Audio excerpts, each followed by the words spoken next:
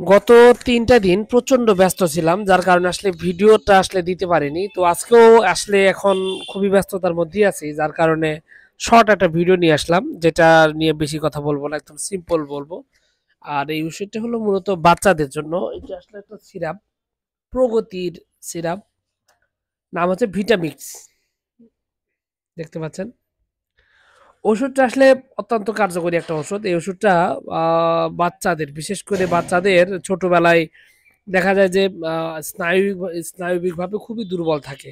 হ্যাঁ, স্নায়বিক দুর্বল মানে বিষয়টা হলো যেরকম যে আসলে মানে পোলাপানের যে সবগুলো সেন্স ঠিকঠাক মতো কাজ করা বা কেমন যেন একটা মানে একটু অদ্ভুত অদ্ভুত লাগে, এরকম কিছু লক্ষণ থাকে। এবং শারীরিকভাবে দুর্বল, কেমন যেন একটু বেশি দুর্বল হয়ে যায়। এবং কথাবার্তা স্পষ্ট, তোতলামির একটা ভাব থাকে। আহ তারপরে আবার দেখা যায় যে মানে শরীরে কিছু পুষ্টিহীনতা বা শরীরে কিছু ঘাটতি অভাব যদি থাকে, সেই সাথে খাবারের রুচি কম, খেতে চায় না ঠিকঠাক মতো, খাবার দেখলেই কান্নাকাটি ঝগড়াঝাটি এসব করতে শুরু করে দেয়। এরকম লক্ষণ যদি থাকে, তাহলে আপনি কিন্তু এই ভিটামিক্স এই ওষুধটি কিন্তু আপনি খাওয়াতে পারেন। এটা কিন্তু অত্যন্ত কার্যকরী একটা ওষুধ। আমি বলবো যে বাচ্চাদের জন্য একটা পরীক্ষিত একটা ওষুধ, এবং এটা কোনো পার্শ্ব প্রতিক্রিয়া নেই। এটা হোমিওপ্যাথি ওষুধ।